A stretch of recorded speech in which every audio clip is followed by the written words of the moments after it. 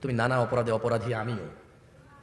তোমার গ্রাম আমার গ্রাম, তোমার অঞ্চল আমার অঞ্চল, তোমার ভাই আমার ভাই, তোমার বাবা আমার বাবা, তোমার মা আমার মা, কেউ কেউ মুক্ত নয়, আমরা কেউ মুক্ত নই অপরাধ থেকে। তবে শোনো, একটা অপরাধ থেকে তোমাকে সতর্ক করে যাই।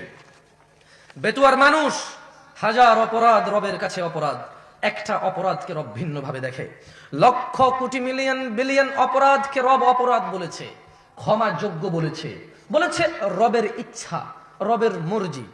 রব এটা উনার ইচ্ছা, উনি বলছে যে আমার ব্যাপার, মন চাইলে ক্ষমা করে দেবো, মন চাইলে শাস্তি দিয়ে ক্ষমা করব। কিন্তু একটা অপরাধের কথা রব বলেছে না, ক্ষমা হবে না, ইম্পসিবল। পুরো পৃথিবীর মানুষ যদি গিয়ে দাঁড়ায়, ক্ষমা হবে না। রব তার কথা থেকে কখনো সরবে না, কারণ এই পৃথিবীর কোন শক্তি নেই যে রবকে তার কথা থেকে সরাতে পারে। তোমরা কি শুনতে চাও অপরাধটা কি? এবার একটু আমাকে বলো তো, কি সেই অপরাধ যা হত্যার চাইতে জঘন্য, জানার চাইতে জঘন্য, মদের চাইতে জঘন্য, গীবতের চাইতে জঘন্য? এই পৃথিবীতে আদম আলাইহিস সালাম থেকে কিয়ামত অবধি যত মানুষ যত অপরাধ করবে, সব অপরাধ থেকে এটা জঘন্য। কি অপরাধ বলো? এই অপরাধ সম্পর্কে জানা উচিত নাকি অনুচিত? বললেই তো তুমি রাগ করো, মনে করো ফিতনা করি। শোনো, তোমার ভ্রুক্ষেপ করা উচিত। তোমার রব পুরো কোরআনুল কারীমে ওনার দয়া সম্পর্কে কত কিছু বলেছে, হাদিসে ওনার দয়া সম্পর্কে কত কিছু বলেছে, কিন্তু ওই একই কোরআনে তিনি বলেছেন যে তিনি ক্ষমা করবেন না যে ওনার সাথে শিরিক করে। এই অপরাধটা তো তোমার জানা উচিত। তোমার মজা লাগবে না আমার ওয়াজ, শোনো আমি তোমাকে বলি, গুরুত্ব দিয়ে শোনো, কাজে আসতে পারে হয়তো।